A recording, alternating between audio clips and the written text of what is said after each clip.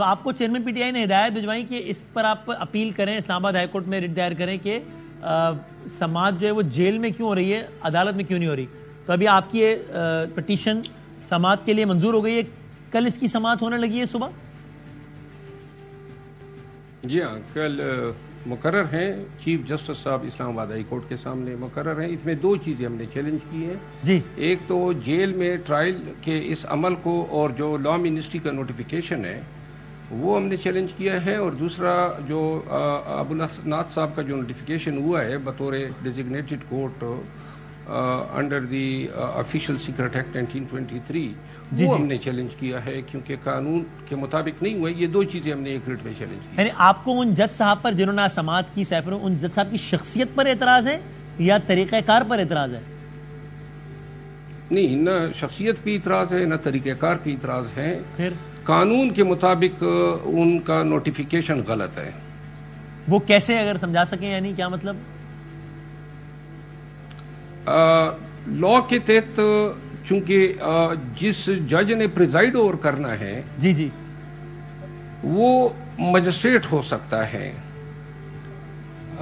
چونکہ ابو الاسناد صاحب جو ہیں وہ مجسٹریٹ نہیں ہیں بلکہ ڈسٹرکٹ اینڈ سیشن جج ہیں، اور آج کل ATC کورٹ نمبر 1 کے جج ہیں.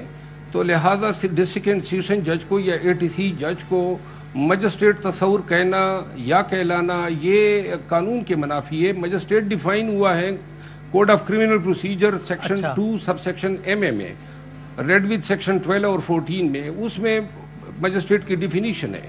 کسی لحاظ سے ابو الاسناد صاحب جو ہیں مجسٹریٹ کی ڈیفینیشن پورا نہیں اترتے ہیں. صحیح. اچھا، مجھے یاد آ رہا ہے اسلام آباد ہائی کورٹ میں بھی جب سماعتیں ہوئی تھیں توشہ خانہ کیس کی، تو لطیف کھوسہ صاحب نے کہا تھا کہ یہ غلطی الیکشن کمیشن نے یعنی کہ کمپلینٹ نے یہ کی ہے کہ وہ ڈائریکٹ سیشن کورٹ کے پاس چلے گئے، حالانکہ یہ کیس بھی بذریعہ مجسٹریٹ جانا چاہیے تھا سیشن کورٹ کے پاس.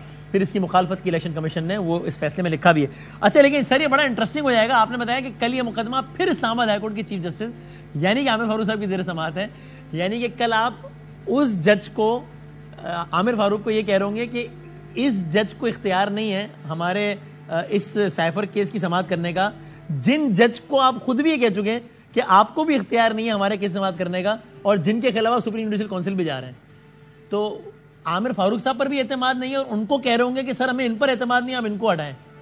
بڑی دلچسپ ہو جائے گا. بڑا نہیں، یہاں پہ ابو الاسناد صاحب کا تو اعتماد کا ایشو نہیں ہے. جی طریقہ کار یعنی وہی جو آپ نے بتایا اسی حوالے سے، مجسٹریٹ کے حوالے سے. جی جہاں تک چیف جسٹس صاحب کا تعلق ہے، چیف جسٹس صاحب پہ جو شکوک و شبہات ہیں یا جو بھی شکایت ہے وہ چیئرمین PTI کی ہے، اور اس حوالے سے ان کی ثوابدید پہ ہم چھوڑ چکے ہیں.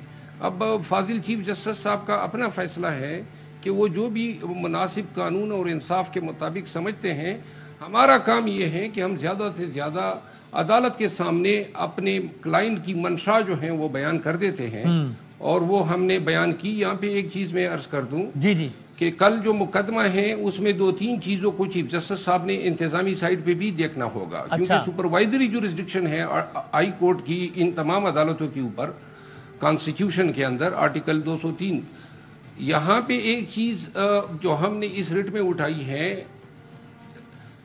سیکشن 9 ضابطۂ فوجداری کے تحت یہ اختیار ہے کسی وفاقی یا صوبائی حکومت کا کہ وہ کسی بھی عدالت کے وینیو کو چینج کر سکے. ٹھیک ہے. ضابطۂ فوجداری جو ہے اس کے اطلاق کے حوالے سے کہ یہ اپلیکیبل ہے میوٹاٹس میوٹینڈی یا ایز اے ہول، اس کا ذکر اس ایکٹ 1923 میں نہیں ہے جو آفیشیل سیکرٹ ایکٹ ہے، پہلی بات. اور اگر سمجھ لیا جائے کہ اس کا اطلاق ہوتا ہے تو پھر سیکشن 9 کے تحت یہ نوٹیفیکیشن یا فیڈرل گورنمنٹ نے کرنا تھا، یا پھر پنجاب کی گورنمنٹ نے کرنا تھا، یا پھر اسلام آباد کی گورنمنٹ نے کرنا تھا. لیکن یہ نوٹیفیکیشن لا منسٹری نے کیا ہے، جو کسی بھی حوالے سے گورنمنٹ کی تعریف پہ نہیں آتی. دوسری بات یہ ہے کہ یہی ابو الاسناد صاحب نے چیئرمین PTI کا جوڈیشل ریمانڈ دیا. اس جوڈیشل ریمانڈ کا ہمیں 14 دن تک علم ہی نہیں ہو سکا. جوڈیشل ریمانڈ کے لیے ضروری ہے کہ ملزم کو عدالت میں پیش کیا جاتا ہے. صحیح ہے. اور یہ حبیب الواب الخیری صاحب کے کیس میں سپریم کورٹ نے باقاعدہ اس پہ ایک تمام عدالتوں کو سرکولیٹ کی ہے کہ اس کی آپ نے وائلیشن نہیں کرنی ہے. یہاں پہ ابھی ہمیں 29 تاریخ کو پتہ چلتا ہے کہ فاضل جج صاحب نے 30 تاریخ کے لیے ان کو اپنی عدالت میں پیش کرنے کا حکم دیا ہے، لیکن 29 تاریخ کو رات 9 بجے جو ہیں یہ لا منسٹری کی نوٹیفیکیشن جو ہی ایشو ہوتی ہے تو اگلے روز جج صاحب صبح سویرے پہنچ جاتے ہیں. یعنی اپنا جو اس کا عدالتی حکم تھا جو کہ جوڈیشل آرڈر تھا جس کو کسی سپیریئر کورٹ نے سپرسیڈ نہیں کیا تھا، خود انہوں نے ریکال نہیں کیا تھا، ایک انتظامی حکم نامے نے عدالتی حکم کو سپرسیڈ کرتے ہوئے، اور آج جج صاحب کے پاس اسی حوالے سے میری اب آپ اس سب کو کل سب چیلنج نہیں کر رہے ہیں. جی آج آپ کی جج صاحب سے بات ہوئی تھی.